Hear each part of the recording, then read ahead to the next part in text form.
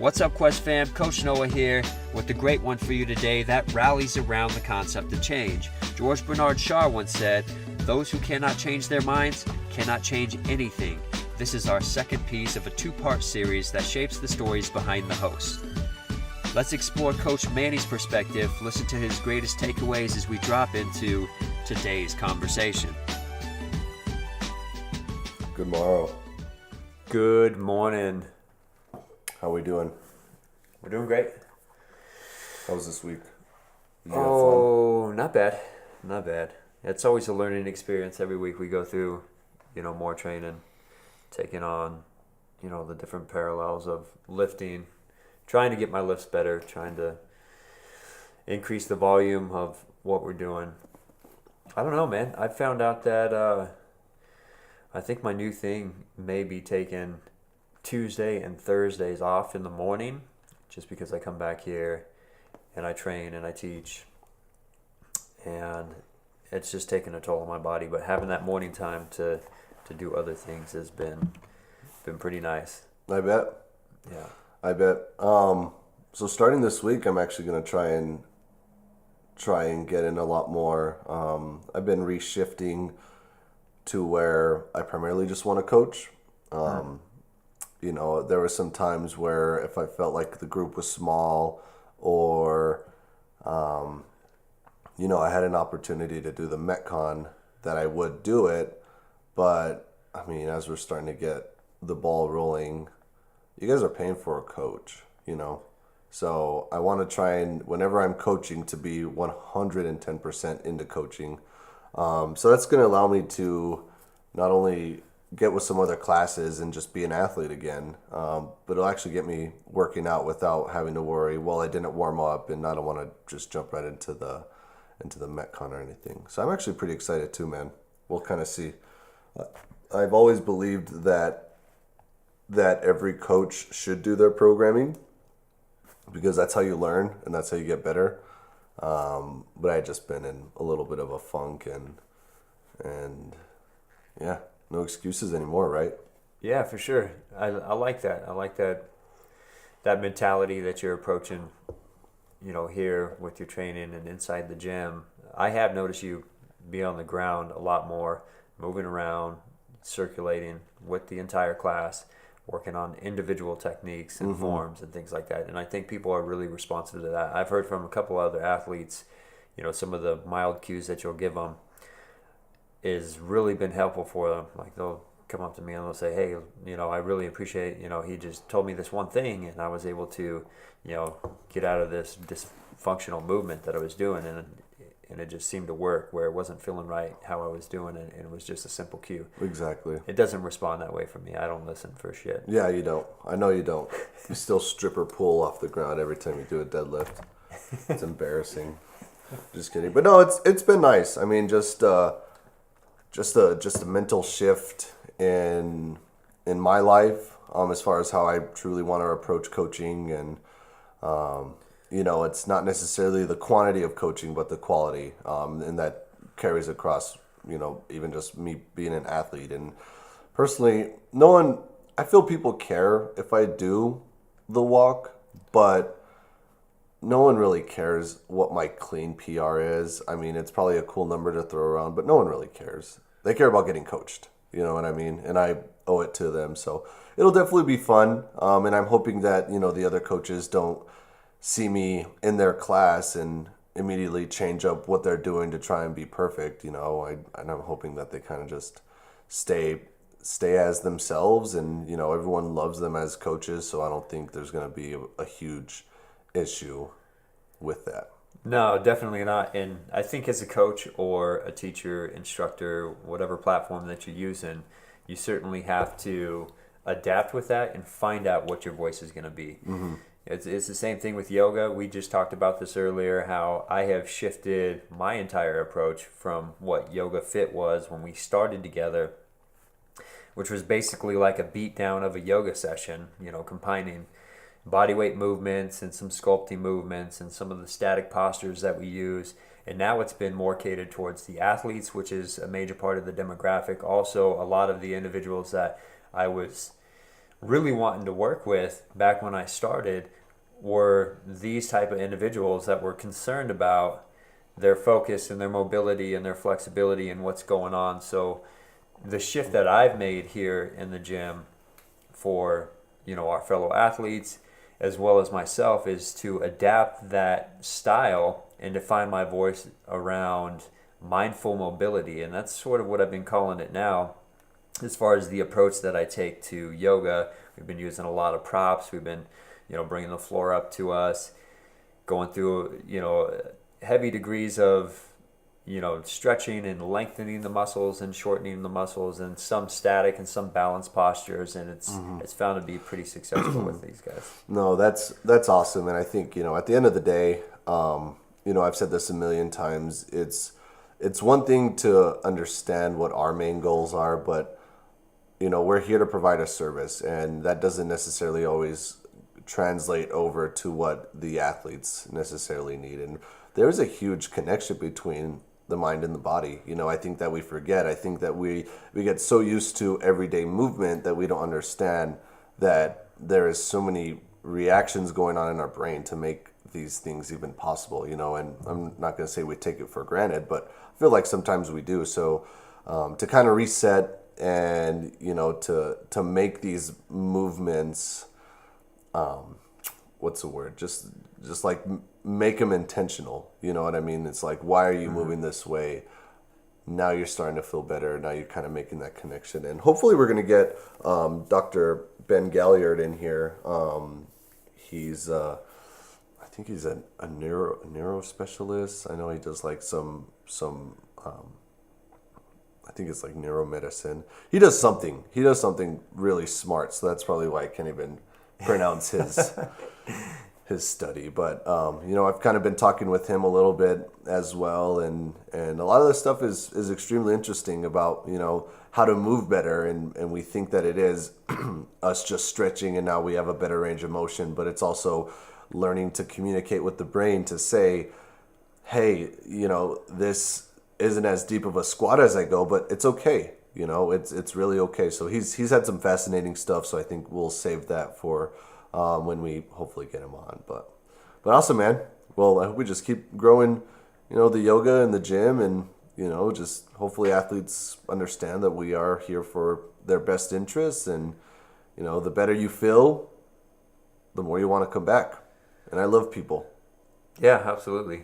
And that's what we're building off of. Yes, sir. So speaking about building and going back to the journey and the quest and talking about your quest a little bit, we dove into my portion of it during our last episode. This episode, I'd like to dive into this portion of it with you and talk about your year in review, your biggest takeaways, and where we're at now, possibly project where we're going, or just drop in some details and some information in between. Sure. And I loved your year in review, man. It was really awesome. Like we were talking about on the first podcast that we dropped about building our empire, you know what I mean? And I think you and I, we have very similar views. I think we're kind of feeding off of each other as far as our goals and kind of what we're wanting to get out of coaching and teaching, because I've said it before, regardless of your craft, a teacher's a teacher. You know what I mean? Mm-hmm. You can take a school teacher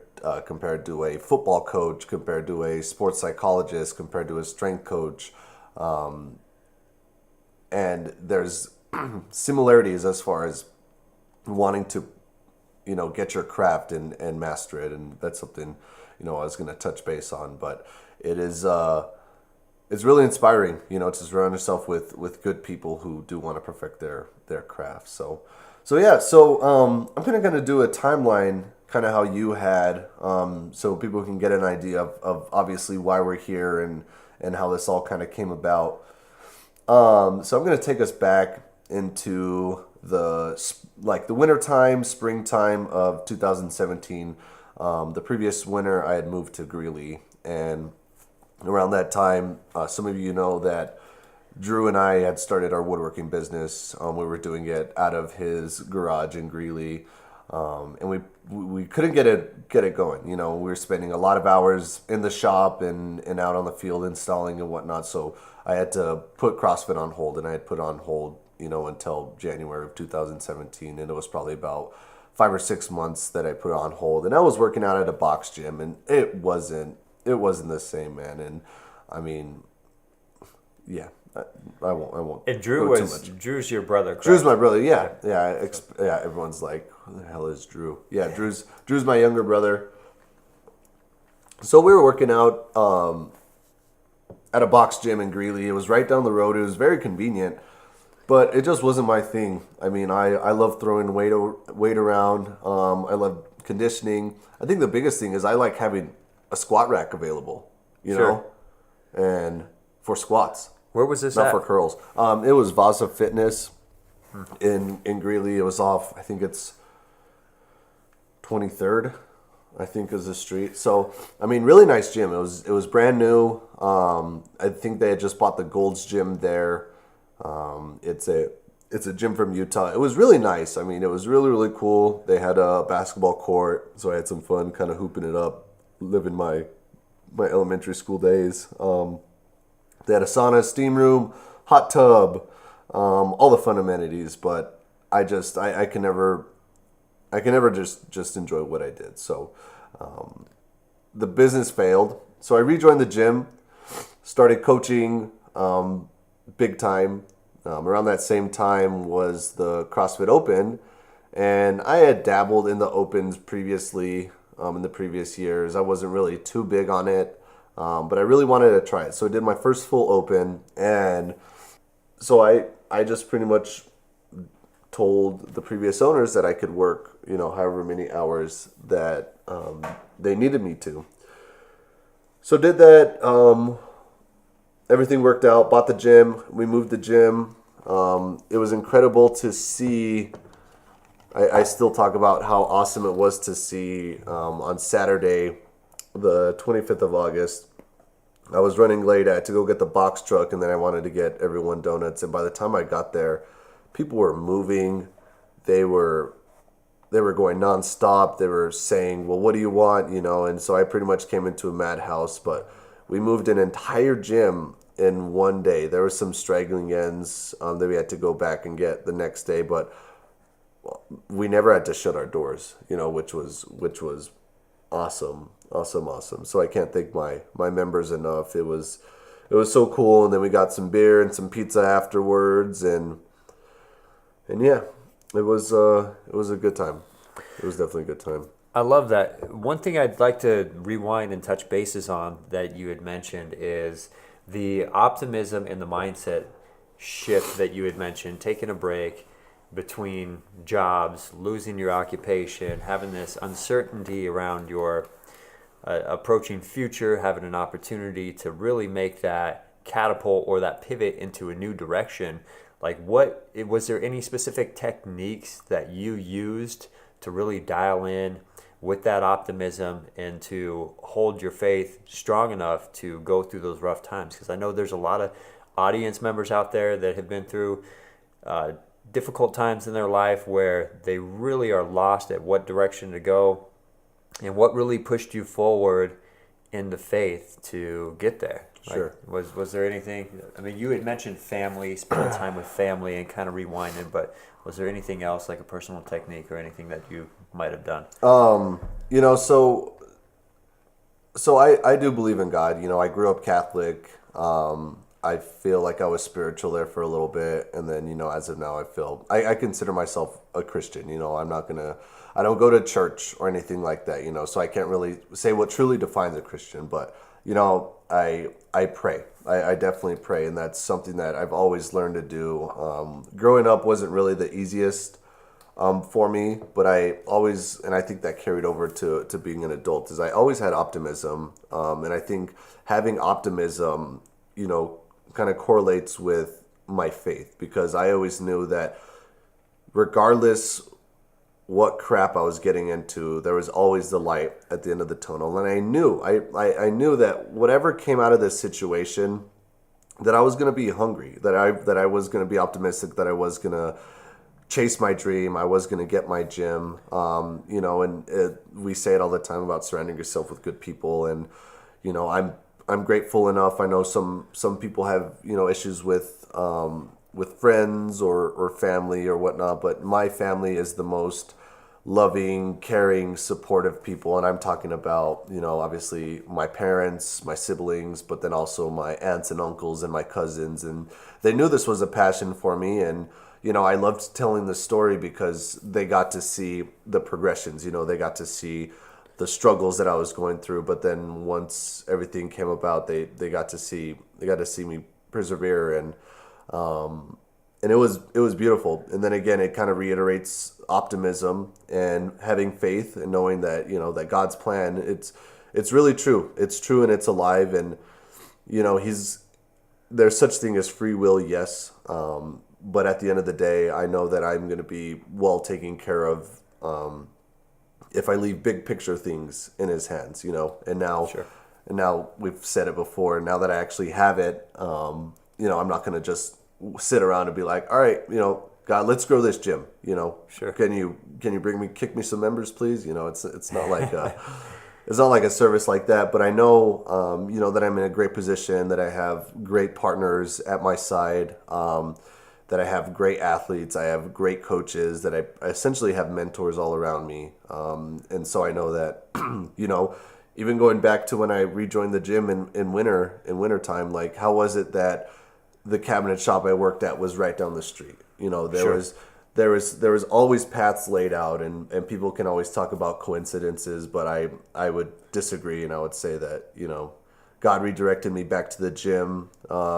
He kept me faithful, and He kept me humble as well. And, at the end of the day, I knew that everything was going to be okay. And if it was 10 years down the line, that, my passion was going to be fulfilled. I love that. And a lot of what I'm hearing you talk about is the power of prayer in your faith being essentially a form of manifestation on what you're cultivating into your universe, into your reality as you see it. Yeah. Putting your energy out there. And it's so true. I mean, as humans, what we fail to realize often is that we are just manufacturers of manifestation off of our thoughts, the things that we think about, the things that we really gear towards in our minds. Our subconscious is naturally forecasted to move in that direction, whether we like it or not. It might not happen overnight, and that's the beautiful thing about the quest and part of the journey, is that eventually you think about it long enough and you hold that power. It's got this magnetism to where you essentially bring that into fruition and turn that into a reality. And I love that. And thanks for that answer and sharing a little background on there. Of course. So moving forward into the next progression, as you lost a job, we went into you took on these roles at the old gym, and then you moved into the new gym. You found some investors. We did a little bit of a backstory there, and take us from there and how you have made the transition and adapted, your ability as a coach, and maybe some of the failures that you went through as far as failing forward. And this wasn't a plug and play. I mean, firsthand how many times I've rearranged the gym. You know what I mean? It happens so much, and that's like just the growing pains and understanding like what's necessary. You know what I mean? At one point we had 2 Olympic lifting platforms, and we weren't even doing any Olympic lifting. So we were like, okay, well, let's get rid of one. And then we still had that one, still rarely used it, and we're like, okay, well, maybe we should eliminate this and probably make this space a little more efficient. And I think the gym, how it's set up now, a year later, is probably the most efficient that I've seen this gym. But it was so funny because first workout, I had this vision. And so on this second half of the gym, the one with the shallow ceilings, for those of you who know, I had the dumbbells, up against the pillars. I had the benches all laid out like a commercial gym, right? Sure. So where if you want to go do some chest, you just go right up to your bench. And that morning at our 6 a.m. class, I think we had about 15 athletes, and we were doing thrusters and box jumps. So we didn't have enough boxes. We didn't have enough room for thrusters. It was a freaking madhouse, and I still have the video, and I don't know why I didn't post it. You still see like all the squat racks are leaning up against the wall.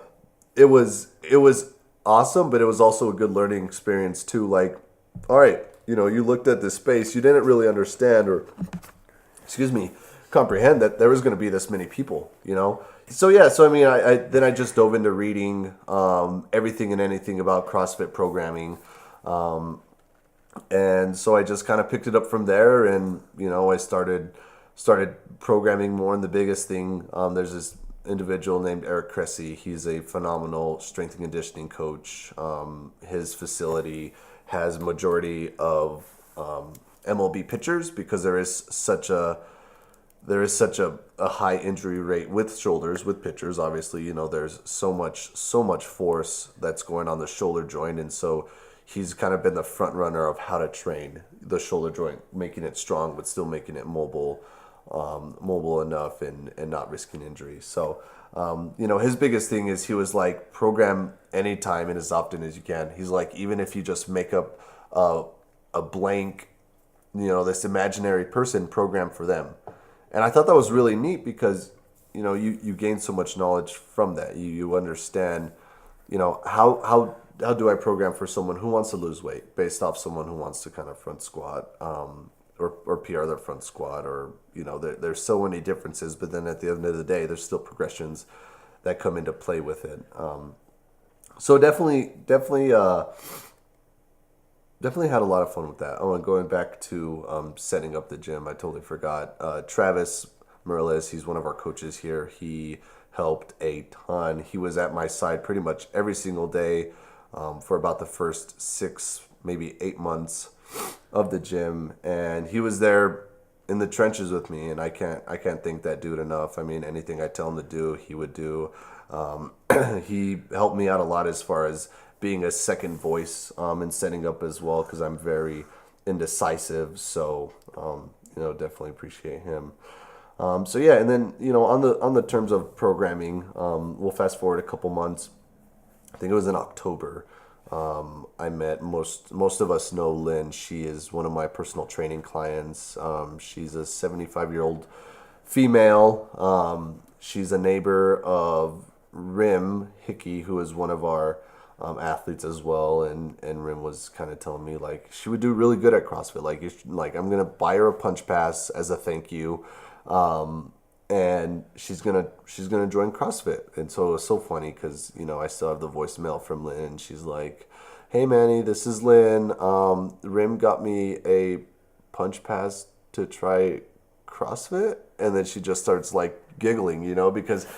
Because everyone knows how CrossFit is, right? It's what you see on TV. It's these intense athletes. That's what everyone thinks about CrossFit. Right. But Lynn's challenged me in the sense she had double hip replacement and she had an ACL injury as well. You know what I mean? So you take this individual, who has been working out but hasn't really gain the strength, gain the mobility in her knee, in her hips. And, she was really weak, and she would get sharp pains in her hips. She would get pains in her lower back. She had not the greatest posture because she was a pianist for majority of her life. So being in that position, she developed some bad posture.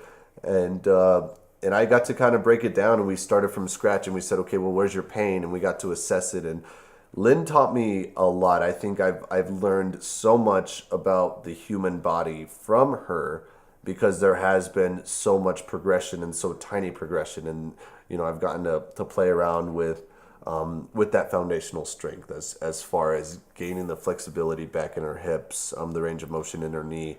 And, I think it was after maybe 5 or 6 months, she no longer had any sort of hip pains, you know what I mean? And we worked a ton on the glutes, a ton on the hamstrings, strengthening those, and even on her upper back. And her postures improved incredibly. She couldn't get up off the floor unassisted, and now she's able, to do that. Some days are easier than others, obviously, but she's able to do that, and that's awesome progressions. And now she's, our biggest thing is I had her do split squats because split squats do so much, not only for balance and stability, but even just flexibility as well, within the hip and depending on where your foot is on the ankle as well. Sure. So, and she's actually inspired us coming in on November. We're going to be offering a seniors class, and I know that there is a need for it, and it's not necessarily based off of the demographic of Loveland, but there there's still a need for people to be strong at whatever age, and we hear it more often than not with seniors. They're falling, right? I mean, they're falling, and it seems like once they fall, then it's downhill from there, because they fall and say they break a hip or they break an arm, or something happens, and now they're bedridden, right? Now they're sedentary, and then now they just see the health start declining. And more often than not, I hear about that all the time. So, if there's something that we can do to get them in here twice a week, to move, to get stronger, to be more confident, even in their abilities as well. And I think that's Lynn's biggest, one of her biggest takeaways. Like, sure, getting stronger, getting flexible, losing weight is always, a big thing, but her confidence that she knows that she's not going to fall, and if she falls, she's going to catch herself, she can pick herself back up. I mean, that's a big deal. You know what I mean? That's a really huge deal. So, Yeah, absolutely. I'm grateful for her and for inspiring the CrossFit program, and I hope people come in here and at least try it out. Yeah. I feel it can serve a huge benefit to that population. And I think I've said this before, but we don't get old because we stop lifting, or we do get old because we stop lifting, right? And a lot of us think because we get older, we have to stop lifting because we're brittle, whatnot. Well, as you build strength, you build bone density. You build strength in your ligaments, in your tendons. It all kind of correlates, right? Absolutely. It's all on the same platform. So Yeah, I love that. I really think it speaks to your ability to overcome challenges with others. That had to certainly be an imposing challenge, to work with an individual that's more prone to injury right out the gate, that has a lot of ailments, just coming into training and cautioning yourself as a coach, like, wow, I don't want to be liable or responsible for this individual being injured, but at the same time, you need to take them to places to cultivate that growth in that movement. And you're absolutely right. We've talked about this before, as far as gravity working against us, from day one till the end of days. And gravity, if we're not moving through it, if we're not moving more fluidly, getting better with our mobility, it's really going to try to pin us down. And falling, getting back up and maintaining our balance, it's almost like we go through this infancy, and then we cater back to the infancy in our later years of life if we don't take care of ourselves and become sedentary, as you have mentioned. But yeah, that's great. I think that's been a tremendous progression in where you plan on growing this platform and the empire that we've talked about building here, and really reaching those other demographics and offering a service that's going to cater to support something that's going to benefit everybody, not just CrossFitters, but anybody and everybody, all walks of life, so that we can share in this collective of living life well. Exactly. And I know that there's two athletes in our gym that I think they're in their mid 50s. They might even be getting up to 60, and they move better than half of us 20-year-olds, man. So there are individuals like that, but then there are some that haven't really played sports. You know what I mean? They've gone through life, they've just worked their jobs, they haven't really lifted weights. But it's true, there's that progression, right, from infancy all the way to adolescence to where adulthood, and then there's the regression as you start to get older. And it's funny how it is just this wave, that babies can also be like seniors, Yeah, as far as like having to take care of them. Now the change is going in opposite directions, obviously, but I still feel that you can always prolong it, and it's not necessarily coming here and just get stronger, but then also building healthier lifestyles. Just how many drugs the normal individual is on, and then now as you start to get older, they're like, okay, well, I have a heart condition. Sure. Okay, take this. Okay, now also take this to combat this side effect. And soon enough, I see it with my grandpa, where he has those Monday through Sunday pill bottles, and he has Sure. a bunch of pills in there, and not all of them are bad, but to build those healthy habits and to make them stronger, even and make the best out of their lasting years, you know what I mean, and not be miserable, not be hurt all the time, not to be falling. I think it serves as importance, and so I'm really excited. I'm hoping people don't see CrossFit as CrossFit, but I'm hoping they see what Lynn has done and the progress that she has made, and I hope they kind of take that into account. And it's going to be another challenge. It's going to be another challenge. Now, it took me a lot of trial and error with Lynn. Sure. Now it's going to, if let's say we have a class of 5-10 seniors, they're all going to be at different levels. So now it's kind of like CrossFit on steroids, right? How do I try and help everyone out? So it's going to be fun. It's definitely going to be fun. So Yeah, that's exciting. Yeah, for those listening, if you guys know of anybody that this would benefit, please have them contact us or come talk to me, or Jen or Dirk. I think it'll be awesome. I think it would be really, really cool. I have a really cool name for them. I want to call them the Platinum Pumas, because I feel like anything senior related, it's too cliche, and I feel like you can be like a puma or like a tiger at that age. You know what I mean? Yeah, like a seasoned veteran. Yeah, seasoned I like veteran. that, man. We won't go with cougar because that's a completely different thing. So we'll stick with that. Well, I love what you had mentioned with Lynn, and just to touch basis and to segue into something that you had mentioned with Lynn being a pianist most of her life, and that kind of producing some poor posture, over the long term, which you had worked with her into catering. But wasn't there a point just recently where you yourself had learned how to play the piano, and what was that for? Yeah. So I'd always wanted to learn the piano, and I had tried before, and without a teacher it was kind of difficult. So I tip my hat to those who are self-taught with any instrument really. And so I approached Lynn because I wanted to do something special for my brother's wedding. I didn't know what that was. I moved up here with my brother and his now wife. We moved up here together. We had no friends when we came up here for the first year. So it was just us three, So that was recent here in your year review as well, right? When they got married, yeah. Brother? Yeah, Nice. when they got married. So I wanted to play a song for my brother and his wife.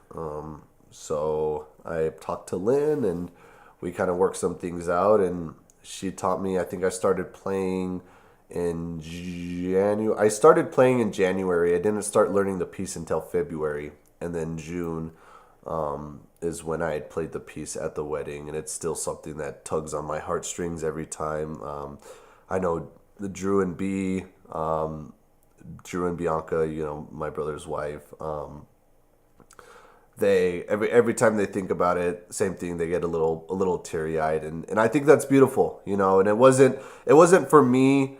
It really wasn't for me, It wasn't for me to say, everyone, look what I did, Mm-hmm. It was something that was special and meaningful, and it actually ended up being their first dance, and that was not my intentions or my plan at all. But I played Hallelujah by Leonard Cohen, and it's such a beautiful song. And so I got to play that. They danced to it, and it was beautiful. It was really, really beautiful. And I think that goes back to if I was practicing any free chance that I got, I think it was special and meaningful to me. So I really dove into it, and I made myself believe that I could do this. Sure. Now I have the video on Facebook. And I did screw up because I played in front of 150 people, and that was the first time I had ever played in front of anybody. I didn't practice probably for 3 days straight because, it was a surprise, so I couldn't practice, and the piano was being transported by a friend. So I ended up messing up, but it doesn't matter, it really doesn't matter. It was an amazing experience. I got so many compliments from it, and yeah, I mean, it was so nice to see how grateful my brother and his wife were for me to do that for them, and it was fun. So I'm still kind of playing around with the piano now. It's a good time. It's very therapeutic. I have an electric one, and so I'll just throw on my headphones and just get to jamming and kind of just take a break from life. You know what I mean? I love that. I love that you hold so many family values and characteristics here with your family. And I know you've had your pops in here a couple of times, which you have a huge background with, and then having him come in here, and you've even done some workouts with him. Tell me what that experience has been like to relate to a similar platform coming from your carpentry background, and then, having him really meet you in, the pinnacle of your growth as he's watching you develop into this coach and this athlete and going into these different areas. How has that experience been for you? Dude, it's been awesome. When I first started CrossFit, it was maybe about 4 or 5 months afterwards is when my dad started CrossFit. And so we both have had just a mutual understanding and respect for the sport, or whatever it is you want to call it. And so, he was there majority of the time when I was kind of in that hiatus, and we would talk about it. And any time there was something that came up, I would talk to him about it. And my dad's extremely faithful. Still goes to church, every Sunday. Just a man of his faith, and to have him, to share that experience with him, and to remain faithful and remain positive, it meant a lot. And so, when I got to coach the first, my first open season, which was, phenomenal. My dad came up. I forgot exactly what the reason was that he came up. I think he was, gosh, I don't even know. I think he brought my grandpa up to see my aunt or whatever, and he was just going to come down and then go back. And then he ended up staying here, and we got to do 17.2 or 18.2, sorry, together in the gym, and it was a phenomenal experience, man. It was amazing. Something I'll always hold, true to my heart. It was awesome, and I've gotten both my dad and my mom in here into the gym, and they got to see me, do my thing almost. And it's something special. It's definitely something special, especially growing up in sports, not being the center of attention, but, giving my parents pride for what I've accomplished is something I always love to do. I love to make those who enjoy my successful happy. And that's kind of what makes me happy. I think just with my personality, if everyone around me is happy, then I'm most definitely happy. And if they're not, I do everything in my power to bring, happiness to the moment. So I love that. And I love that your family values are so inspiring as you lead this, this effort, in Totally. that direction. Totally. Well, another big change for you, knowing a little bit about you and, just speaking to your family values a little bit more. You became an uncle recently too. Is that right? I did. It was awesome. I actually got, his name's William. He was born on December 27th.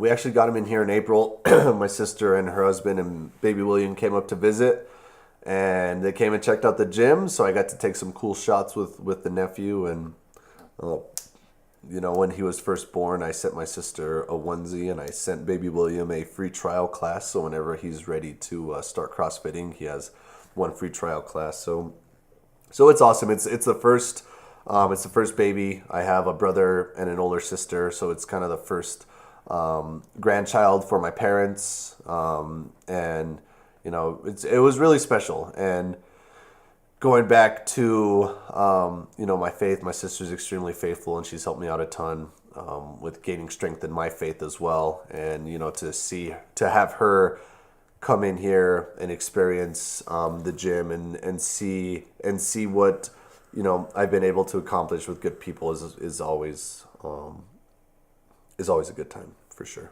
Absolutely. For sure. That's remarkable. I love that. Yes, sir. So. Well, awesome. Let's move forward then. As we've punched through that year in review, what have your biggest takeaways been, reflecting back? I have a million takeaways, but I'm going to try and narrow it down to the most significant ones. Yeah, absolutely. When we first when we first took over, I've always wanted to train athletes, right? And I'm like, perfect, CrossFit. People compete for the CrossFit Games. Let's train some athletes, right? Sure. Now you walk into this gym, no one there's a small tiny percentage that actually want to be athletes. And it was funny because I've been training people like athletes, but I've been training them more for longevity than as athletes. Now there's some workouts that I feel I programmed and I'm like, I probably almost killed this entire gym. But for the most part, I've truly shifted from let's PR our front squat, back squat, press, clean and jerk. I want everyone to do kipping pull-ups. I want everyone to do handstand walks. To where it's like, how are you feeling today? Is this bothering you? Okay, let's try doing this. You know what I mean? Or you have some terrible shoulder issues, or maybe you have some back problems. So drop the weight. Drop the weight, or let's not do that. Let's do this. And I caught myself in the beginning, especially around the open with the competitiveness, is I was comparing myself in this gym to other gyms, and you can't do that. I mean, you got to understand what the other gyms are made of, what the population is, and I feel like that can just taint your vision as far as what you're wanting from your gym. And so, as I've we've been rebranding, I know for sure that, we are wanting to train for longevity and understand what is necessary and what isn't. Intensity is always good, but not 5 days a week. You know what I mean? Sure. So that was probably, the first takeaway that I've kind of.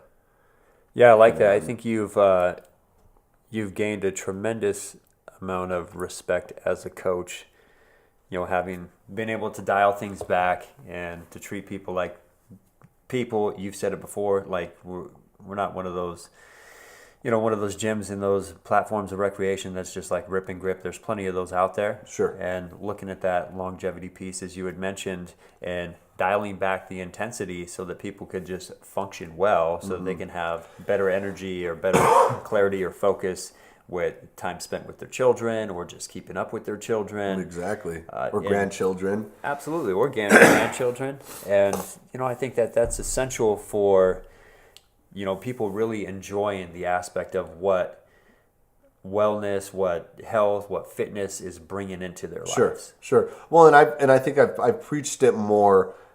I think I've said it more than I've truly understood it, and just the recent shift in mindset, I've actually started to believe, what I'm saying. And I want, if I hurt athletes, they're not coming back, right? So then now the gym is not growing. And I want the gym to grow because I want to inspire people to be better individuals. And if I have 2 people to inspire, that's great. Good for those 2 people. But if I could get 20 people to inspire, I would much rather have that. You know what I mean? Because it's kind of like a ripple effect, right? How many people can 2 people then inspire rather than 20 people then inspire? So and on that same note, I've always been bad with confrontation. Kind of going back to where I always want to please people and make people happy. I've always avoided the difficult situations. And even in the gym, I see it all the time. Is being relentless, and I took this biggest thing I took from my level 2 is being relentless on form and mechanics. I think I've always wanted to make people happy. So I've always been like, yeah, no, that looks good, because I don't want any kickback from you. I don't want you to be mad at me. But I've kind of said, what, screw it. If they get mad, they get mad. Yeah. But I'm trying to tell them what to do, and I'm trying to help you guys out. And as far as like really working to get into a better position. Well, it's kind of like the aspect of tough love. It is. And showing that and putting yourself in those positions of confrontation, as you had mentioned, is not always easy. I'm the same way. I want to be a crowd pleaser. I don't want that animosity or that tension between us, and I try to avoid that. But we have to get into the nitty gritty of those places in order to grow, not only as a coach, as a teacher, but just as an individual. on a collective level to connect with people. Totally. Because if we really have the love for that individual and the connection with those individuals, we're going to be willing to be brutally honest with them. I like that perspective to cultivate inspiration on all levels, not just by your actions, but also by your words, by how you lead. On any platform that you can grab a form of inspiration and inspire others to inspire themselves and to inspire those around their existing environment as well. I think that's pretty incredible. Totally, and it's funny you say that because that's kind of relevant to the next quote. The second quote that I really love from it is, it says, "Working hard for something we do not care about is called stress." How many of us have work, that we stress about? Working hard for something we love is passion. And that's beautiful in itself. I think a lot of us, we work to live, right? We're like, I have to stay here. I've been working here for 10 years. I have a decent salary. I have decent hours. I'm stressed all the time, but it's going to end sometime. Where I know me personally, I've taken so many leaps of faith where I've been like, no, I'm going to try something better. Like, I deserve something better.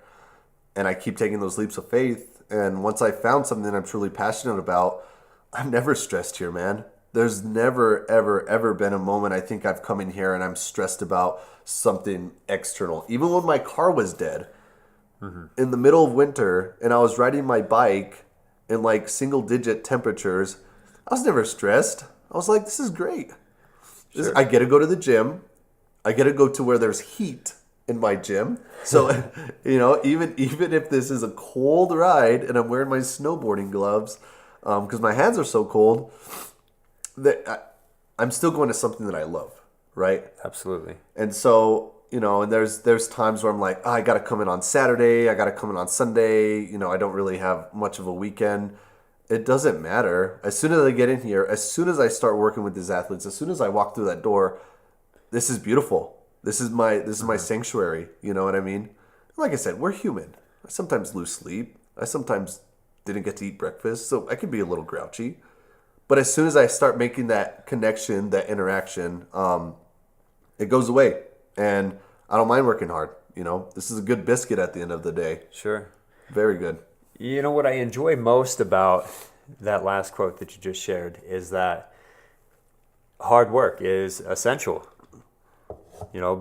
Essentially, we all work hard for something, regardless of what that is. And I feel like in this day and age and where our society is now, we fail to realize that regardless, we're working hard. Whether you're complacent at your 9 to 5 and you have that pacified sense of security, or you have that security net to fall back on, Yep. or if there's something that you desire or you're passionate about that you're just in fear of crossing that threshold and getting towards, that's going to require just as hard work as you've been investing in any of those other endeavors that may not be cultivating your overall happiness in the end. But it is my firm belief that life is hard and you have to work hard at it. Oh, totally. You have to get used to those uncomfortable areas and get comfortable with being uncomfortable, as I like to say. Yeah. Well, I mean, and I know you love that quote, and I definitely love it too. And I think we all work for retirement, right? But what happens when retirement doesn't Many come? people do. Okay. What happens if something happens and now you got to push retirement back another 10 years? You look back on your life. Did you really enjoy it? Sure. And that 9 to 5 to your 65 is a broken belief, in my opinion. You don't want to be laying on your deathbed and having all your skills, your abilities, and your potentials just staring back at you and just saying, hey, man, I was right here the whole time. Yeah, exactly. Why didn't you pick me up? Why didn't you open the door? Like, we've been waiting here, dormant, waiting to be used. And, you kind of failed us. Yeah. And you don't want to be that individual to not have those experiences or have those things that you've always wanted to do.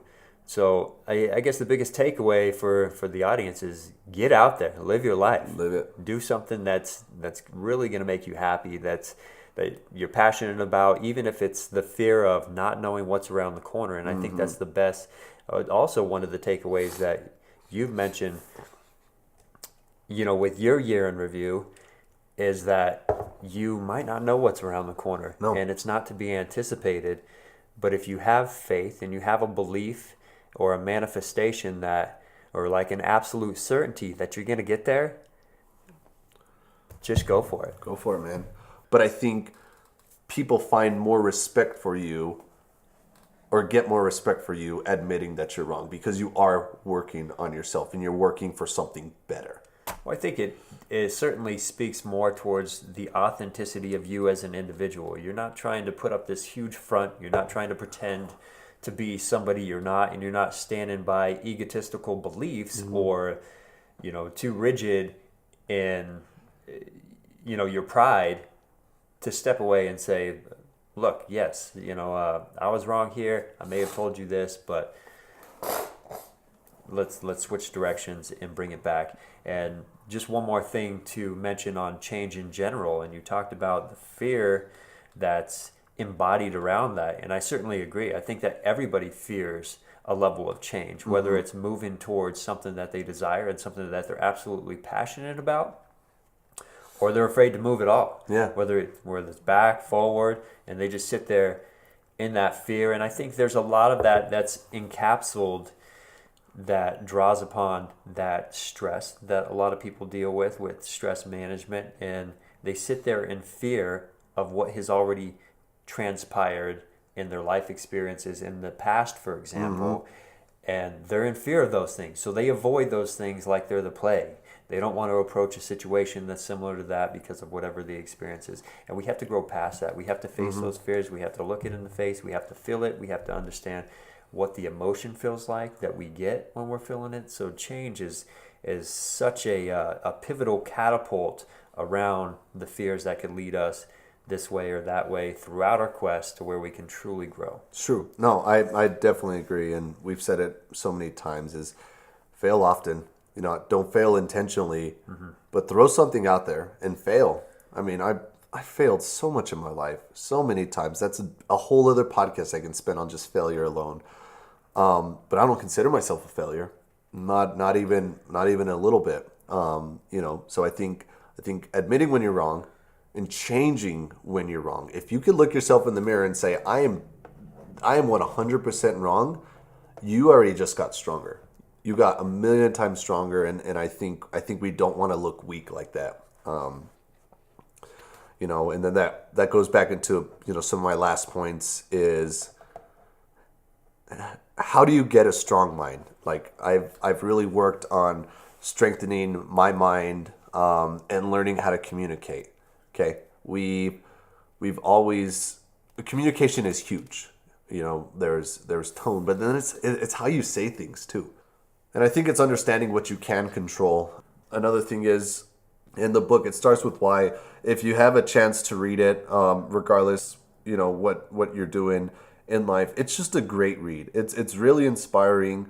I think we all need our sense of why, and that's why we're doing this podcast. Is because we want to help you guys find your why, find your passion if you're struggling with it. If you found your why, perfect. Hold on to it. Keep kind of chugging. And if it changes now or in 10 years or 5 years, whatever, that's fine. As long as we're constantly searching for our why and we're following, like I said, that true quest that we're after. What is our real quest? Not this superficial one that we want social media or our family or our friends to believe, but what's truly our passion. So I think changing my what's to whys has been huge for me. And then my last two things is just be a good person. Like love each other. There's so much hate nowadays, and we compare ourselves to each other, and we almost want other people to fail. And that's just wrong. You know what I mean? I would, like I said, I would sit in the open and I would be comparing myself to people from this other gyms, and I get so ticked off, and I'm like, how are they doing better? They're probably cheating.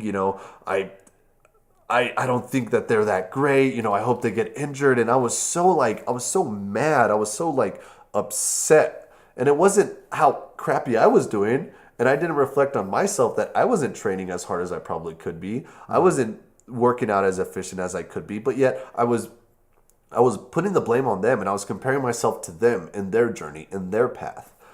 And I became such a bad person, and something deep inside me was, I want to be competitive. I love being competitive, but when you compete against yourself, other people want to help you, right? Because they see what you're doing. They see that you're trying to make yourself better. So here I am busting my butt, and now you're like, dude, he's working hard. Let me go help him out.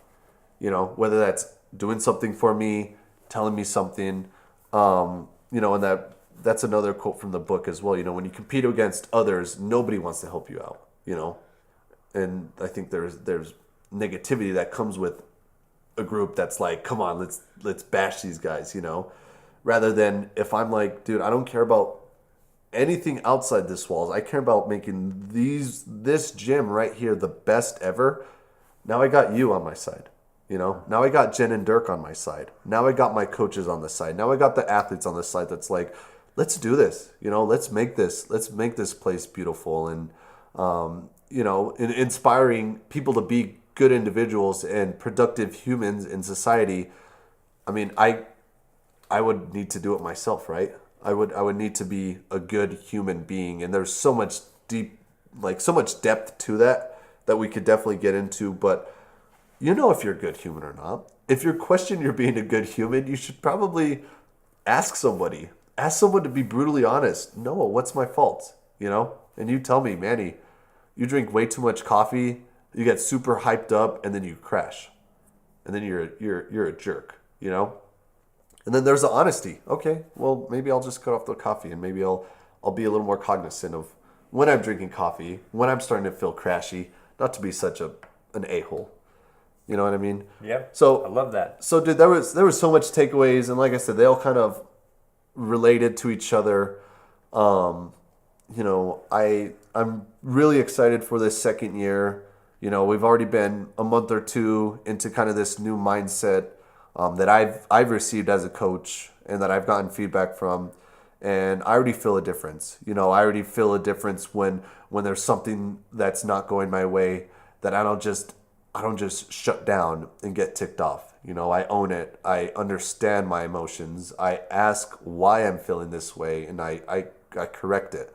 I understand I'm pissed off for no apparent reason, so snap out of it. And I think we get scared because we don't. I think we feel that people notice more things about us, or people notice less things about us than what we think, right? So if I'm like, man, I feel so bipolar right now. You're not thinking that. You're like, well, Manny's being cool, so that's cool. You know what I mean? Like, Manny's just being himself. So I feel like we're so critical on it, and that's another topic in itself. But I mean, I think we get so wrapped up in that. So yeah, so I mean, those are my biggest takeaways. It's been quite the journey after a year already. Man, I'm so excited just to kind of get this thing rolling, And some days I get sad because I don't see a million members, but the time will come.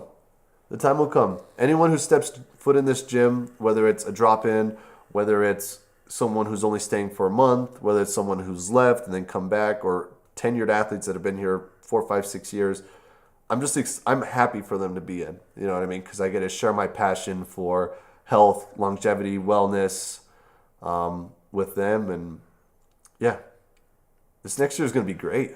I love that, man. Let's look forward to it and continue trekking along our quest. Yeah, heck yeah. That works, dude. Well, thanks. Sorry it took a while. No worries, man. We just love talking, dude. Yeah, I like it. Just love talking. All right, K.I.S.S fam. Catch you on the flip side. This is where we extend our gratitude. Thank you for being here and showing your support on the show, because at the end of the day, none of this would be possible without you. So until next time, my friends, stay true to your quest.